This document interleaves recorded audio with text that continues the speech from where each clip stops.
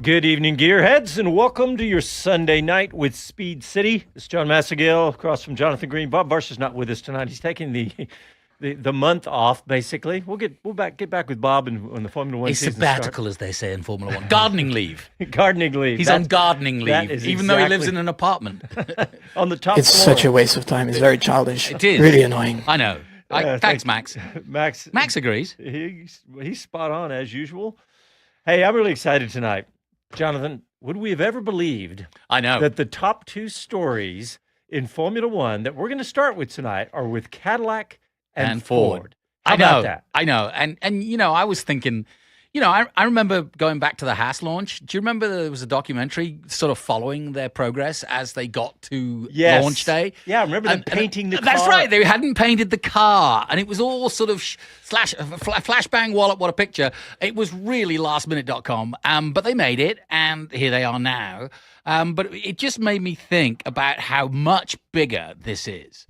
I mean, I've been watching the NFL today. Can you imagine saying, okay, John, we're gonna build an Austin franchise tomorrow. We've got a plot of land that it's near it's near Circuit of the Americas. They don't need it right now, so we're gonna build a stadium. We're gonna make it look a bit like Vegas' stadium, and then we're gonna employ a coach, and then we're gonna get a roster of 88 players. And in fact, we'll probably need about 2,000 people. That's what Cadillac have just done. Yeah, and a couple of $1 billion. Yeah. Their initial estimate was $1 billion that they were going to invest, but I don't know. I think that's probably low. The fighting has begun. Yes, that's right. We're going to talk Cadillac and Ford, and then we're going to talk about the fight between Cadillac and Ford. I wouldn't call it a fight. Hey! Don't let the truth get in the way of a good story. I told you that one. All right, but anyway, so we're going to start with Cadillac because they were one of the first teams to put laps on the car. Yeah. And they did it this week at Silverstone. Yeah. And all in black. And about as unreflective, in other words, unphotogenic as possible, the way they make a car when they don't want, spy photos getting every little nuance of the car. I've already seen crazy analysis of the little components in the front and the very front of the car, the nose and all that. But man, it was so it's not pink then? No, it's not pink. But it was pretty cool looking. And I don't know about you, but when the livery started, we'll talk about all the liveries and all the calendar of the events coming up. But when Red Bull put their car out in the livery, I immediately could tell that it was smaller. And yes. I don't. Yeah. Are you the same way? Yeah. Especially when they put people around it. And because the tires, that's the biggest thing. It's noticeable that the tires have moved in and are smaller. Yep. Well, also the fact that Cadillac is doing this with I don't know how many staff are from the United States now, Americans, but there's a bunch of British staff, of course. Yeah. But there's obviously a bunch of the Andretti team that's part of it too. I know. You know what I was thinking about on the way here? What? Just have a little thought next week for Michael Andretti. Poor guy. I mean, I don't know the guy, but I know. I've interviewed him, and talk about getting the short end of Formula One stick. Well, he could also say this wouldn't have happened had he not done That's what true. he did. I think that's the way you have to look at it. I guess Leave so. it to me to find the positive of virtually anything. Yeah. But yeah, Checo Perez got behind the wheel and took the first ever laps on track. He went in and went to Loudon. I want dibs on that. I want dibs on that. I wondered how they did that. Bet. It was flip of a and coin. Bottas would have been like so laid back, be like, yeah. Well, probably because Bottas is always out there. Checo's like, hey, can I get a little chance, a little time? Because I saw a video of him doing the simulator. Checo? Because there's a really good documentary, by the way, on Simon Pagenaud out there on YouTube. Oh, he's a Cadillac. He's a Cadillac sim driver, but it's about his, if you like, revitalization of driving again, even though it's only in a sim. And for those who don't know, the former 500 winner is no longer racing after a massive crash in mid-Ohio, which left him with a lot of imbalance. What do you call it? Yeah, imbalance. Vertigo. Yeah, vertigo. And of course, you can't drive a car at that kind of speed with that kind of situation. It can go away. but he gets a lot of migraines, a lot of headaches. But he's now become a full-on sim driver for Cadillac, and the episode I was watching shows him in the sim talking about why it's so good for him and how it's helping his situation. But then it showed Perez coming in and how nervous Simon was about the fact that, oh, well, we're giving it to the real guy here. See what he has to say. But really, really fantastic. And I mean, all I could think about this week was not so much the size of Cadillac's entry, but the hunger of the two drivers who have been on the side. I mean, they're like school kids. Of course. And I love it, the fact that these are some of the most experienced drivers ever in Formula One. What a team. I mean, but the fact that those guys, after all those races, are this excited. Yeah. So. And then you've got Joe as well, who is no fool. Joe Guan Yu, yep. And I think, like I said, we talked about Simon, and there's Eastwood, and there's Pietro Fittipaldi. It's a really big, strong lineup. Yeah, and Colton Herta. Oh yeah, don't forget about Colton Herta, and we'll talk about Colton Herta, by the way, because he did a really interesting interview down at Daytona. Okay, that we'll because he's about. Racing there. Yeah, that's right. He's racing in the 500. In the Daytona 24 for a Cadillac team. Yes, so I think they were 4th or 5th. Something like that. Yeah, I don't know. It was all just a bunch of practice. And I say 4th or 5th. That's the raw from the 24. That's the sort of practice they have the week before. It's next weekend. I want to read a couple of quotes start with Dan Tauris, the CEO of Cadillac Formula One. He said, "Today's shakedown is a significant step for the Cadillac Formula One team. Watching the car roll out of the garage is a moment of pride. The first laps on track mark a historic milestone, the culmination of hours of work driven by pure passion and a lot of dollars." But that was my quote. But he said, "This is just the beginning. Our work continues at pace towards Melbourne and beyond." I mean, having watched and been to so many launches where they don't go according to plan, or they're just standard, literally pull the curtain off, like Red Bull did. They didn't fire it up or go around the track. So the fact that they've got it, and by the way, I was interested to learn this today. You only are allowed, it's called a filming day, and it is literally that. It's for television and filming and promotion. You're only allowed 34 laps. Yeah. So there's not a lot you can do in that time. Yeah. But it was, the car it wasn't probably obviously full on anger, but it was, it was going around the track at pace. You could hear it. It wasn't just a parade lap. No, go on YouTube, folks, and have a look. Yep. Cadillac Shakedown, it's called, I think. Yep. Shakedown. That's the Shakedown day. And Cadillac has also really cranked up the social media and YouTube and everything else. They've got some YouTube videos that the style of them, I don't love them, but I don't care because I know they're not for me. They're for people that are half my age. Is it with the presenter, the young guy? Yeah. Yeah, I've seen him. Yeah. You're right. I know what you mean. He's 20-something. Yeah. And I just, the fact that they're so excited. Yeah, but that's the right thing to do, is to get somebody that age to bring in, let's face it, the fastest growing audience in Formula One, which is America, and which actually is women. It is true. And you have a little anecdotal story about women liking Formula One. Tell us the story. When was it? Yesterday? No, today. Today. I was literally, and I had this hat on, and I was just getting a sandwich at a local Bistoir. The Thundercloud? No, no, it's a brand new one, actually. Mendocina Farms, it's called. Okay. But anyway, I'm standing there, and the guy just turns around to me. Him and his girlfriend were there, and he says to me, "Oh, how do you think it's going to, what do you think of the new car?" And I was like, "Whoa." And then I realized, of course. You had your hat on. I had my hat on, and I was like, "I like it." I said I was pleasantly surprised by the Red Bull. Anyway, we started chatting, and I said, "How did you get into it?" Thinking, and I was doing that classic misogynist sort of, how did you get into Formula One, dude? Yeah. And he turned to me and he looked at his girlfriend and said, "She did." So I was like, gosh, that is more and more the story. And I said, wow, you're the fastest growing, segment of the audience. And she had got into it with her father and grandfather before him, who used to watch it. So she grew up watching it, and she got her boyfriend into it. And now they're kind of signed, sealed, delivered. I gave him a card and said, "Hey, if you're going to come to Coda," she goes, "Well, it's expensive." And I was like, "Well, do a Friday ticket, watch it on TV." Do a Friday, man. You can go cheap on a Friday. Yeah. Or do a Sunday only and lead up to it. Well, it's funny. I thought for sure you were going to say Drive to Survive. No. But I was thinking about it after you told me this on the way over here. I thought, she's probably a lot of her friends are probably into it, like Yeah. my daughter and all Yeah. of her friends.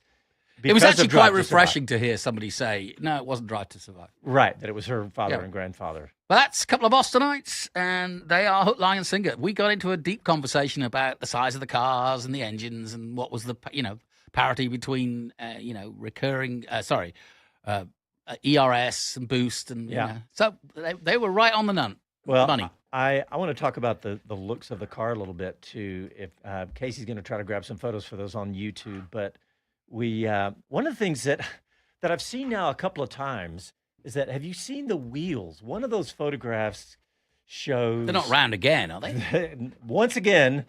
No, but they That's show it. them That's without innovative. the hubcaps, essentially the wheel covers. Yep. And they look like a BBS or another, intricate wheel. And I was like, oh, I wish we could have that, but I don't think we're going to see that. But we're seeing it. We saw it on the Cadillac one. By the way, there's also a really good video on their social media that shows the car coming out of the garage, and you can stop it as it goes into the camera frame. You can stop it and see more and more and more of the car.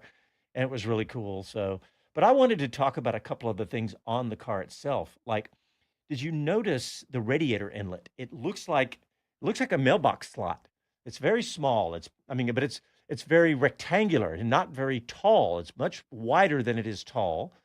And that is, it's very horizontal, and a lot more so than we saw last year on any car. Also, did you notice that it is a pull rod suspension? And There's a not a debate, but There's that's always the that. one. It's the one area, and this happened last season, where people do differentiate between push rod and pull rod. Yep, that's right. You're my tech guru. What is the advantage or disadvantage to either? Well, in this case is all I looked into because of all the stories we got to go over today. But the center of gravity on a pull rod is lower, right? And it can have a smaller cross section, so as less aerodynamic footprint or blockage or whatever you want to call it there.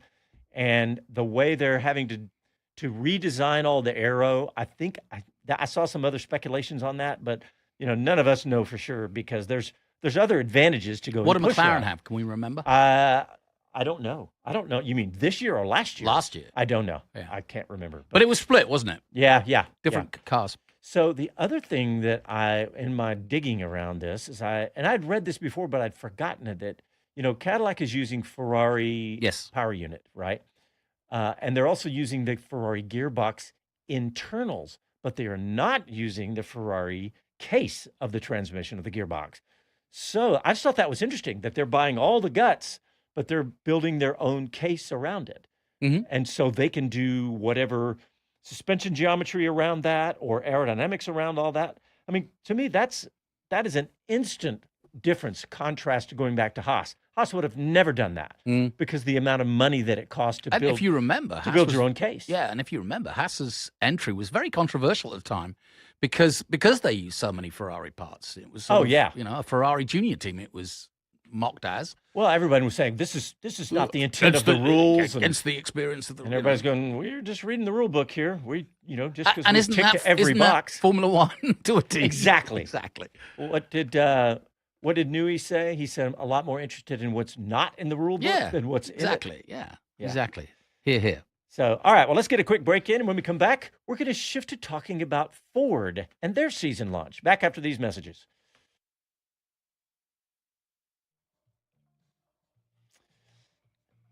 All right, we're checking in on YouTube. Go to Foster81 immediately. Foster, he says, do you think Cadillac made the right move by going with experience in Sergio Perez and Valtteri Bottas in race seats and Joe Guanyu as a reserve driver? Jonathan, you'd like to answer that one, sir? Answer, yes.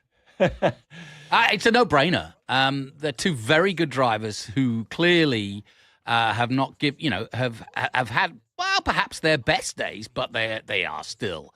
I mean, if Alonso's almost 10 years old, well, not 10 years older, but, yeah, if they've got the experience they've got and they haven't been in the seat, they are hungry. They are F1 winners. You can't pull a wool over their eyes. Those engineers are going to be salivating at anything they say. You could also say they're probably not going to have the fastest car. We We don't have to have the bleeding edge talent necessarily, and maybe as you get older, your driving skills are going to wane a little bit. No, but when I know So what you you see mean. what I'm saying? You're absolutely All right, here we but go. I Coming really back. don't. Yeah.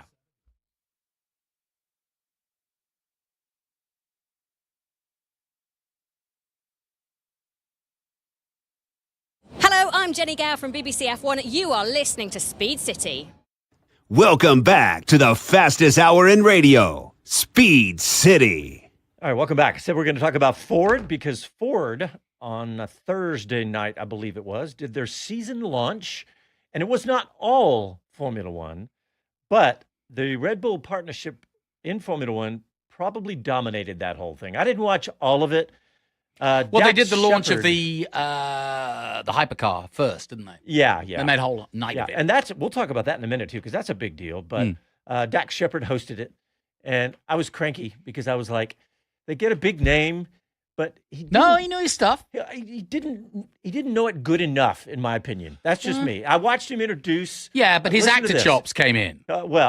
Exactly, and they were also trying to grow an audience, right? So they're going to Sure. get somebody with an audience. But when he introduced, Brought his wife. he introduced, when he introduced, I was about to say Chris Farley.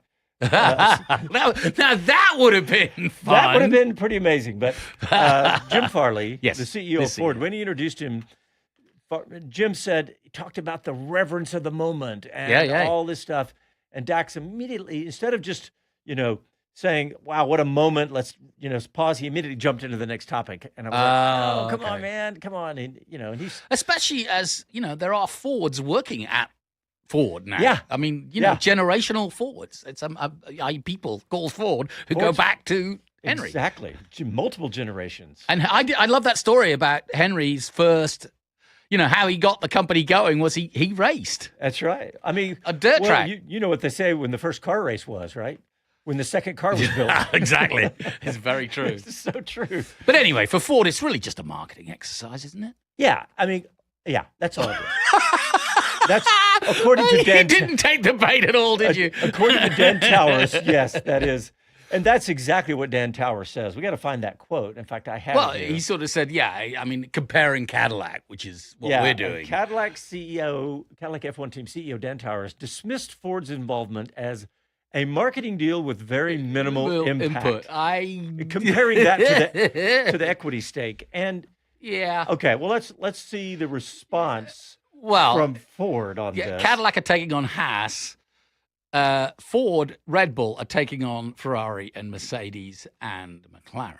Yeah. That's the real answer. Well, it was not taken well. Not surprised by Ford because here I've got the exact quote. He said it's not even close. Wait, I'm sorry. That was Towers when we started that. He said Ford. In fact, when I say Ford, it was one of those Fords that Ford is Performance. Yeah. Yeah, but no, I'm saying an actual Ford, not just Ford. It was one of the Fords.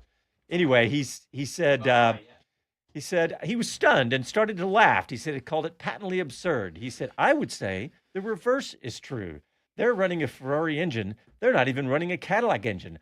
I don't know if they have any G employees on the race team, he said. This is good, though. Yeah. I like this. I like a little banter. Absolutely. This is the battle we were talking about. But we could have spent a lot of money and slap our logo on a car, he said. But we made a deliberate decision to form Red Bull Ford powertrains, all with the Ford in the name, as a true technical partnership. And what I like about this is they go on and on to talk about how they didn't know where this was going to go. They were going to team up, and they were going to have embedded engineers in Milton Keynes, and then engineers back in Detroit working on all of this, and see how the skills and capabilities complement each other. But I also noticed that they immediately started using their technology. He said, and says one area where the Ford influence began to grow beyond the initial expectations was around advanced manufacturing. Yeah. With Ford Powertrain Chief Engineer Christian Heitrick revealing that its state-of-the-art 3D printing technology allowed them to reduce a manufacturing window for a printed prototype parts from Red Bull's previous 16 days down to 5 days. Right. That's huge. Yeah, and by the way, I read in another part of that, probably the same article, but one of the because the reason why you can throw that marketing line at Ford is because the power unit is built by Red Bull in Milton Keynes, and that was always their plan. They had an idea to do it with Porsche. It didn't work out. Yep. They knew they were losing Honda, so they said, look, we'd like to do our own thing. This was part of Christian Horner's kind of legacy a little bit. And so that's the way they went. And therefore, Ford would then add their expertise to that power unit. But already they're realizing that the time from what we call, Well, think about concept to race Yeah. is cut down phenomenally with a group of people of 200,000. That's how many employees Ford has. Yeah. So when they say we need a specialist in this, they kind of go, oh yeah, we got a guy in Australia could do that, or we have a guy in England. So think about the impact in Formula One of rapid development. The Formula One is never stopping development all season and we've long. seen it with the tech advance. So they're cutting that from 16 days to 5. That's amazing. That's crazy what a difference that could make. That could mean that you start the season and you realize, oh wow, we've got a huge deficit in this area, and instead of it taking to race 4 or 5, you could maybe make a change and have it affected in race 2 or 3 or 4. Yeah. So dramatically cutting that development time. And I'll stick with it, but Nui has said that this first year at least will be an engine dominated or PU dominated series, or that's who's gonna dominate early on. Yes, we've been hearing that because of all the way the changes and all the massive set of rule changes that we're dealing with. The power unit a dominant power unit could make a huge difference. Oh yeah.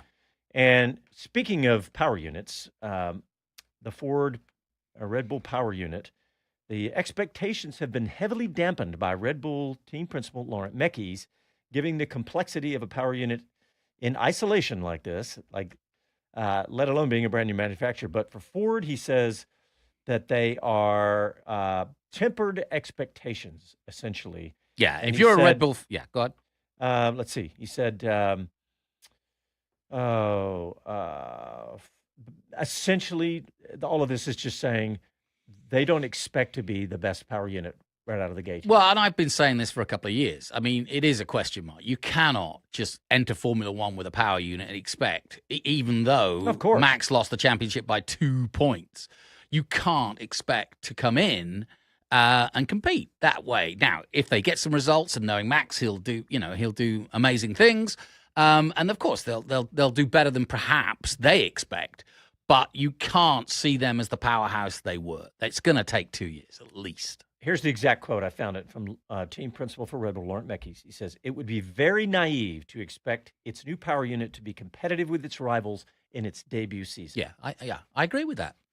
So you remember what we were quoting Chris Medlin last week about saying that he didn't think Red Bull was even going to be competitive. And you were at all? quite shocked by that line, weren't you? Yeah, I wasn't. I guess maybe it's just hard to hear that out loud because Red Bull's been dominant going back to when was the first championship? 2010? Something like that. Yeah. So we've had 14, 15 years now of Yep. pretty dominant Red Bull. Yeah, Mercedes was in between there. Yeah. But Red Bull You're was right there behind them. Absolutely. Yeah. During that 8-year Mercedes run. So really, really amazing. If they're going to be, let's just say they're a mid-pack team, which is kind of what it's feeling like right now. It could be Red Bull against Williams. Yeah. Which would be fun. Yeah, but the war of words is hopefully this will continue all year long between Ford and Cadillac. I love it. And so we'll see how that goes. But also at this Ford launch, there was, and by the way, this launch was less than a half a mile from GM's headquarters in Detroit, the whole thing. So that was pretty cool. But Ford announced their 2027 WEC drivers in the hypercar program and confirmed they're going to run a Coyote-based engine. So what is the Coyote engine? It howls when it goes down the front straight. No. And it's furry. Coyote Long tail. Coyote is a platform. It's probably the internal nickname for the architecture of their current 5-liter V8 that you hear on the street. Yeah. And by the way, that you hear, that is so distinctive, by the way. And but to me that's a great thing. It is street relevance. I mean, the fact that you can say that you can buy even the least expensive V8 Mustang has a Coyote structure to it. And the hypercar that's coming out next year, the cars that are about as close to Formula One as you could get are going to have a similar architecture to that. That's really cool. I mean, it's kind of like when Dodge re-released the Hemi after the 60s, and they did it in the early 2000s. And they really did have a lot in common with the shape of the cylinder, the combustion chamber. Well, this is supposedly very, very similar. But I thought it was pretty cool, the driver list, right? Oh, yeah. Including what stuck out to me was Logan Sargent. That was the one that stood out to me as well. Because he walked away from the sport, remember? Yeah. So you got Simon Pagenaud. Which is, wow. I mean, Sebastian Priaulx. Priaulx, yeah. Yep. Son of Andy Priaulx. Yep, your buddy. Yep. And Rocky, who is it? Rocky Rockefeller. Rockefeller, yep. And Logan Sargent. And here's a quote from Sayers, who is one of the execs on the race team. And he said, Sebastian Priaulx is pure natural talent. Rocky is a veteran who's seen it all and won it all. And Logan Sargent brings a level of technical sophistication and high force downforce experience that is vital for a program of this scale. That's pretty cool. Yep, very cool. And I don't know, I guess I'm just a little surprised, and I shouldn't be at all, about Logan Sargent being spoken this highly of, because that's crazy for me to say, because he was in Formula One for 2 years or a year and a half. If Lawson, Sonoda, everybody that's been in the car next to Verstappen hasn't taught us anything. It takes time. You cannot walk into Formula One. I mean, Lewis Hamilton, 7 titles. Yeah. He walked into his debut season with the top team, having been groomed and ready to go for the last 10 years before that. And he challenged for the title in his first year, but that doesn't happen. Okay, here's one more shot across the Cadillac bow. Okay. So this gentleman Sayers, and let me see if I can find his title in the world. Oh, Dan Sayers, he's the hypercar program manager, basically team principal of the hypercar program in WEC, right? So he says, we have the engine, we have the drivers, we have the vision. The work is far from over. We're building more than a car. We're building a legacy. We are reclaiming our seat at the top table of endurance racing. And he closes it with, we are America's race team, and we're coming for the world. Yeah. So we're America's race team, not Cadillac. Is the way I read that when I read it. Yeah. Because Cadillac's in the World Endurance Championship as well, and has been very successful in the World Endurance Championship. Yeah, and I have to say, I think you'll see as the years go on, both Cadillac and Ford using their hyper programs to develop engineers, to develop, as Toyota are currently doing, and I'm sure you'll see that trickle down into Haas, which is that what WEC has is a fantastic breeding ground for pushing the limits of technology.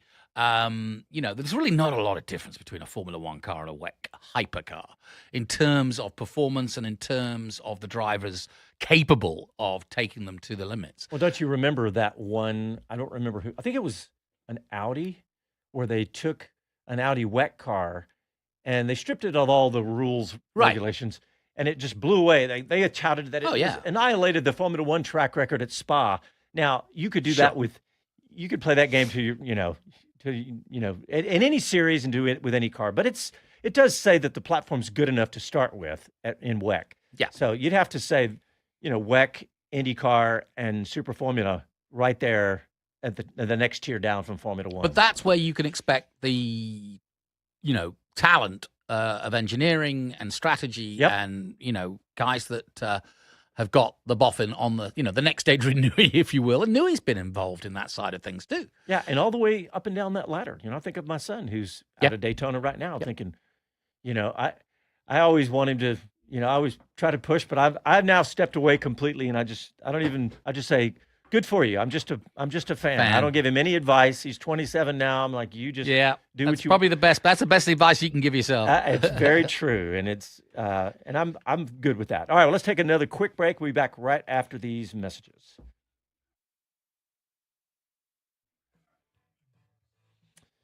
All right, still live on YouTube. Bill Ricker's here. It's kind of quiet out there. We got some lurkers. They've abandoned us.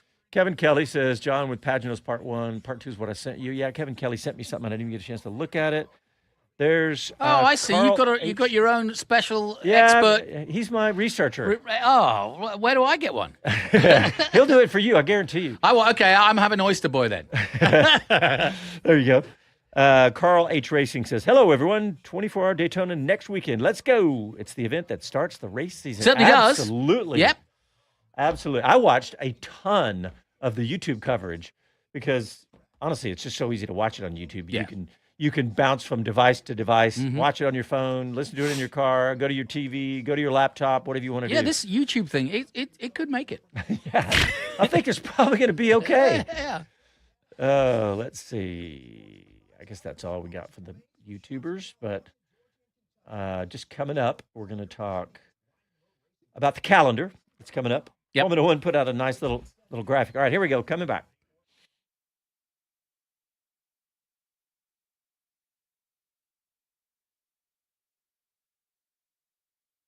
I'm George Russell, and you're listening to Speed City. Welcome back to the fastest hour in radio, Speed City.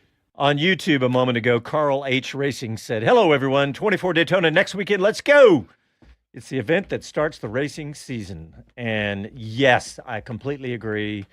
I watched a ton of it already. And like you were just saying, Jonathan, it's the WEC and all of the sports car world like this is the ladder to as high as you want to go in motorsports, whether that's IndyCar, Formula One, or whatever. And I guarantee you, all the Formula One drivers watch the 24 Hours of Daytona.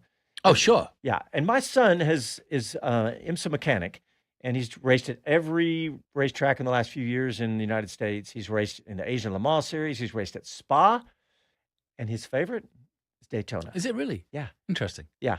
Yeah, I've done the 24 hours a few times. I was lucky to go with Brian Redman, who was the Grand Marshal one year, and that was kind of cool. Yeah. Because he held court, waved the flag, did all the things.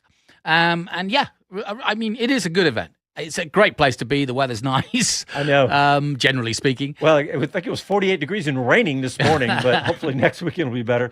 But, you know, Bob and I went last year. Remember that? And it feels like we should be there right now, but we've got we're going to do a download because all the planning that I did this week, this past week was the busiest week I can remember. And that includes a triple header to close the season in Formula One. Yeah. So we're working on some amazing things for this year. We're hoping they'll come to fruition. So that's what I was doing this week. So I didn't really get to do much else. All right, well, let's talk about the season. Casey, if you'll throw up the little graphic that Formula One so nicely put out today, as I had it on our calendar to talk about today, they put out a little graphic of a calendar talking about what is up and coming these next few days. Tomorrow, Haas F1. Yeah, this week is probably the biggest week. If you're if you want to get sick with the flu accidentally, and you want to watch all the launches, they're pretty much all. There's a big contingent of engine launches, team launches, Ferrari even. So stay tuned to YouTube and various other outlets. Yeah, because Haas is supposed to launch online. Well, there you see it. Yep.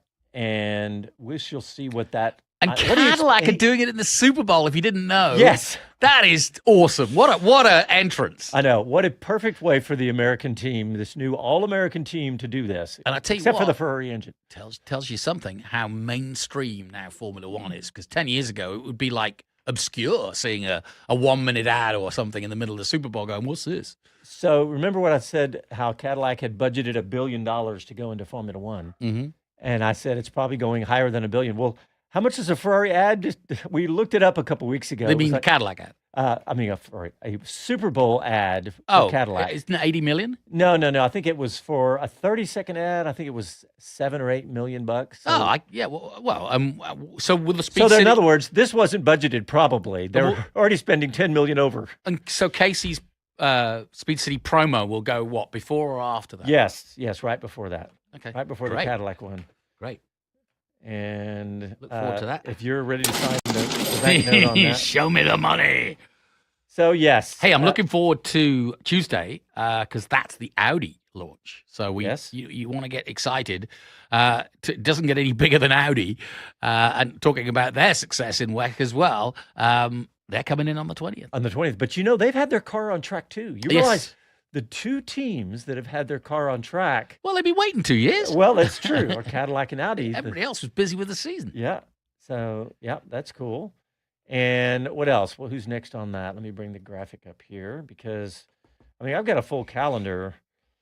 The Honda Power Unit launch in Tokyo on January 20th, so on Tuesday. Which would be great. And then the Mercedes car renders online on the 22nd. And this Can't whole get week excited is- about a render. Yeah, that's true. Ooh, tune in for the render. That is very true. Let's see what else. The Ferrari launch on Friday. I saw you. Maranello. Yeah, I think you put it in the show doc. I saw the starting up of the engine. That was kind of cool. Yep. With Leclerc there and Hamilton there. Well, yeah. It's always a special moment. And we got to hear a bit of it with the Cadillac car going around. Yep, So yep. got to hear a bit of that. And let's see what else.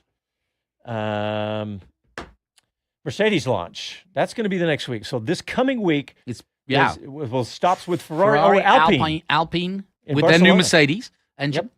Mercedes. Nothing on the 21st. Okay. Yep. I'll launch my boxcar. Yeah. Yeah, exactly. Hey, I want to step back just a little bit to Ford because we didn't get it in the first segment, but you brought this up. Ford had a really cool race. Ford has been racing, like we Right. talked about at the beginning of the show, for over 100 years. Yeah. The oldest to the newest. Mm-hmm. There's a cool little Video on image YouTube, of the yeah. lineup. Yeah, there's video, but there's Casey has an image as a lineup of all the Ford historic race cars. And I thought that was a cool image. But yeah, talk about that, Greenie. Yeah, Ford trying to go the opposite way from the criticizers, but they're showing their lineage, they're showing their history of racing, and in terms of all the way back to the model Ford T there, right at the top, and then right next to it, the 1966 Le Mans winning Ford GT. Then you've got what? The Mustang. Yeah. You've got That's a European. Next to that white one is a European. that yellow one is a European. No, the yellow one's a Mustang. Yeah, And then that's a Trans Am. Yeah. The white one is a European only. We didn't get that here in the States. I can't remember the name of it. And then another Mustang, and then the image is too small. I can't see the rest. And then, of course, they get into the Raptors and all that But it's dirt their racing. heritage. And they brought the boys. The boys got to play, i.e. all the drivers for Red Bull, all four of them, got to... Thank you, Casey. There you go. He's zooming in on that. That's great. So that gray, I don't know what that white one is. Somebody tell me what that white one is because I can't remember what it is. But the gray one next to that is another Mustang from the 90s, early 2000s. And then a rally car, it looks like, and then a Raptor, and then another Mustang, and those just slivers of those. There you other go. There's cars. Arvid Lindblad. Yep. And Max. And look at the guy with the beard. It's not Santa Claus. It's Daniel Ricciardo. He's working for Ford. He's doing ambassador work for them. I think this is going to really, really inject some real Americanism into both the world of sport, but also Formula One. And I think it's a great opportunity, a great platform for both Ford and Cadillac to kind of step out of their all-American feel and become part of the conversation more so than they have worldwide. Yeah. All right, continuing back on track with launches and stuff. So we talked about everything that's happened this week, but also Friday. RS Escort. That's it. Who said it? It was actually Kevin. Kevin, I was Very looking at it nice, going, should I Kevin. shout Escort? Because it just didn't look like an Escort. No, but in Europe, the Escort has a... Oh, huge. Yeah. It was a rally car and a touring car. Yeah. Escort here, we didn't get anything. So thank you, Kevin. There's a few, I guess there's been a few hot Escorts of late, but back in my era, Escort was not a cool car at all.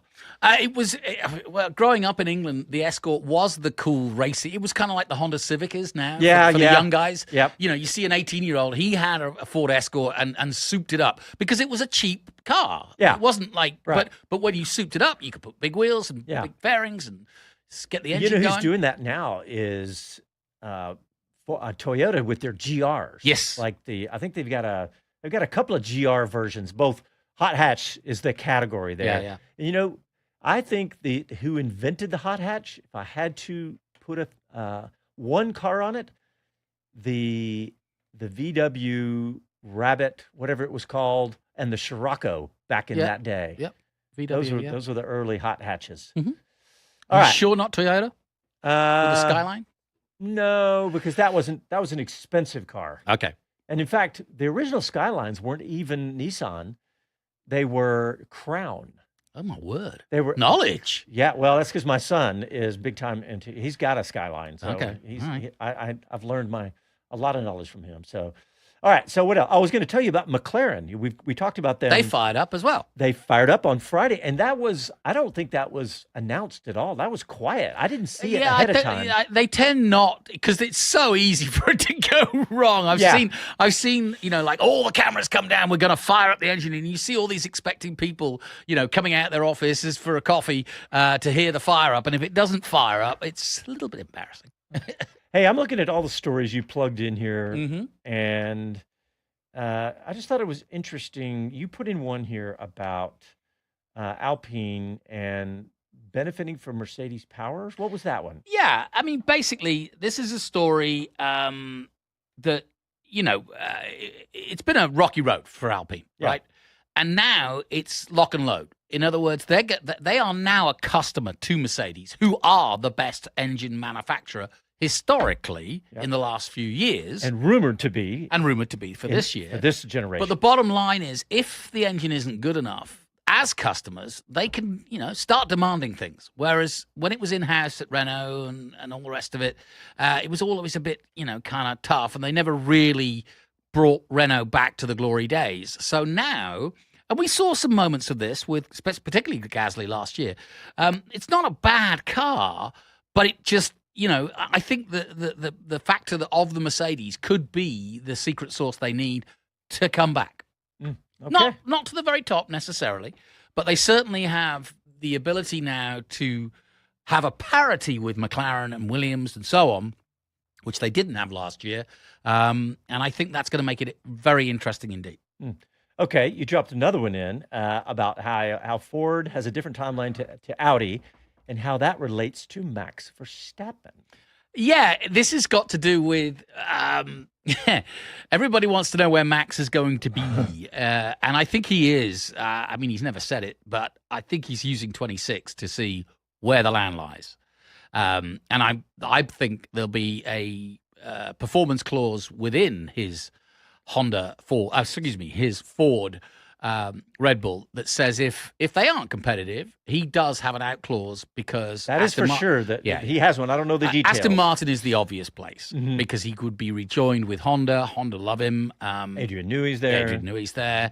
Etc. Helmut Marko's now quit, so that isn't a situation for Max either. And I think quite rightly, any good, decent Formula One driver worth his salt is going to keep his options open, because we just don't know. It is a level playing field for this season.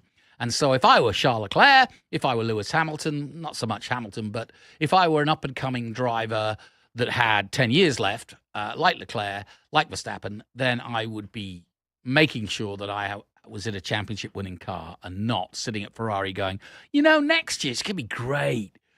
Yeah. All right. We're going to take a break, and when we come back, we're going to talk a little more Formula One, but we also have some updates from the Formula Regional Oceania, where we have a couple of Americans kicking it down there. Back after these messages.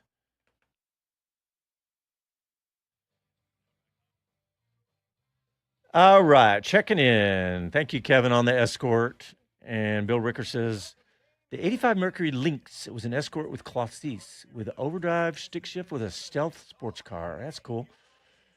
I still stumble across, growing up in the 80s and all that, I thought I knew every car, but it was before the internet, right? So sneaky cars could be out there. You didn't even know about them. RS200, 1986. Is that the specific? Bill Ricker says, mine was killed by a taxi cab. It's just a B-pillar. Ooh, B-pillar. That is, that could be dangerous. Cool car, Bill. Yeah. Cool hot hatch. I'm trying to think if I had any hot hatch. Oh, you know what? I had a hot hatch. It was one of my favorite cars to look back on, and I bet none of you guys know anything about them. It was a Buick. Oh, my word. Hot hatch. And it was a T-type. You remember T-types? Which the GNX grew out of? I had a Buick Skyhawk T-type T-Type Turbo. A lot of T's. All right, here we go. Come back.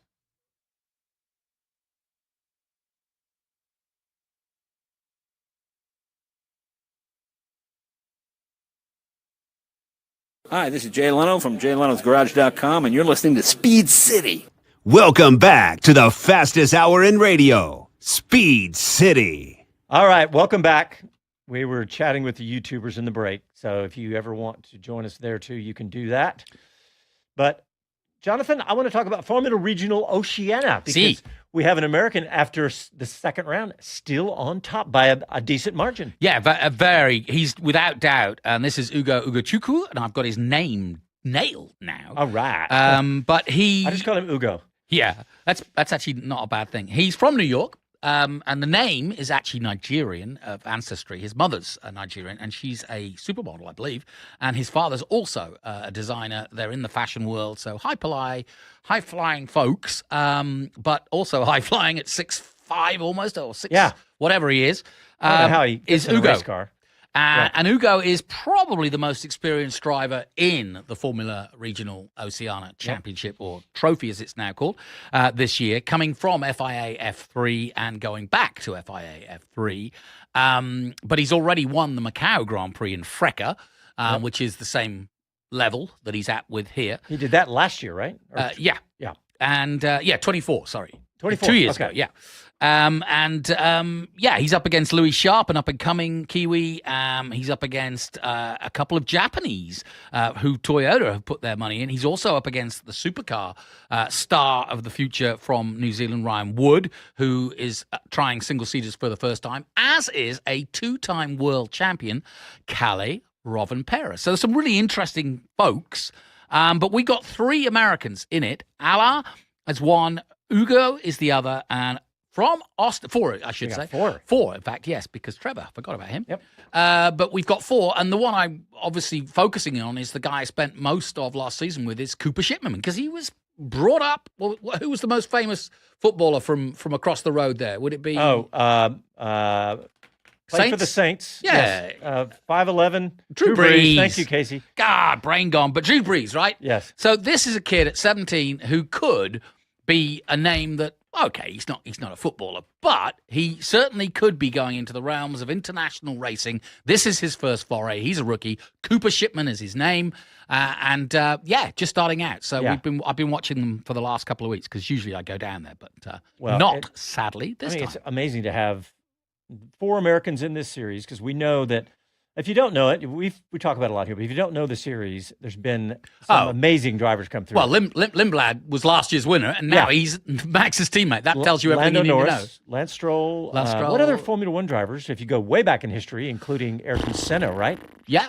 But a bunch over time. Oh, no. Ayrton didn't do New Zealand. No. Oh, he didn't? No. Okay. But Macau he did, yeah.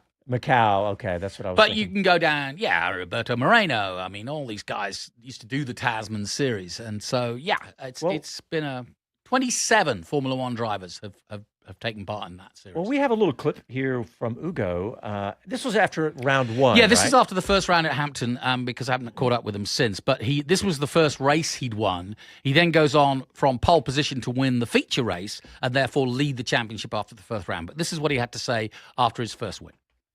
Congratulations, Ugo Ugochukwu, your first race win in this series. It was really nice to see celebrations with the team. How important was it to get that started and get that pass done? Yeah, really important, of course. I was starting P4, so we knew we had a lot of work to do to get the win in this race. But I had a mega start, definitely my best start so far. Good T1 as well, so got into P2. And then, I was just trying to challenge for the lead. Was quite tricky, but I managed to get quite close on one of the laps. We pushed the pass, and then managed to send it around the outside of T2 and get the lead. And from there, I just had to manage it until the end.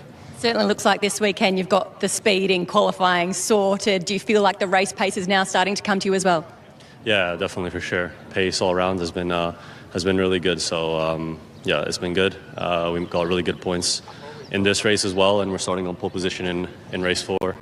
In the future later on. So, the goal is to go and win that one as well. Well done. Congratulations once again and taking out second place. How old is Ugo? 18.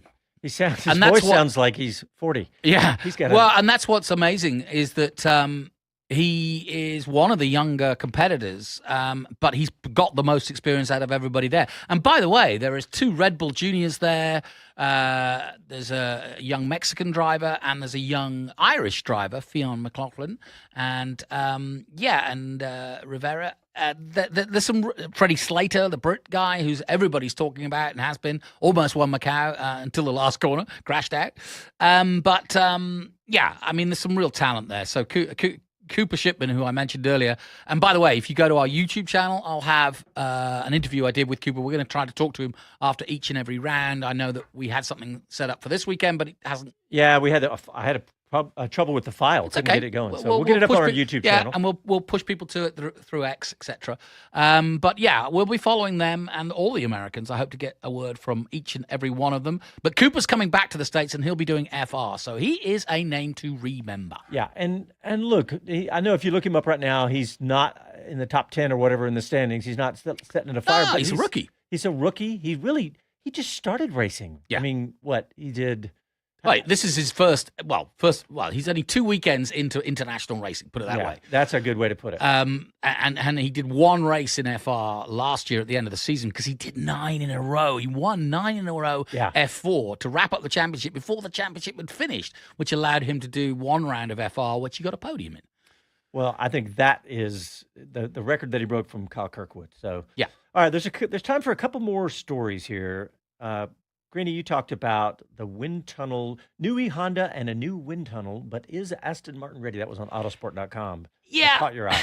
It did, because I still, I kind of, if you go through the story, it doesn't, there's no real facts there, but it's just like there's a worrying thought that not everything is, it's not as smooth as everybody would like, but that's everybody's situation. It reminds me of, everybody's saying, Cadillac's going to come in and throw money at it, but then everybody's coming to the realization it's hard to do this.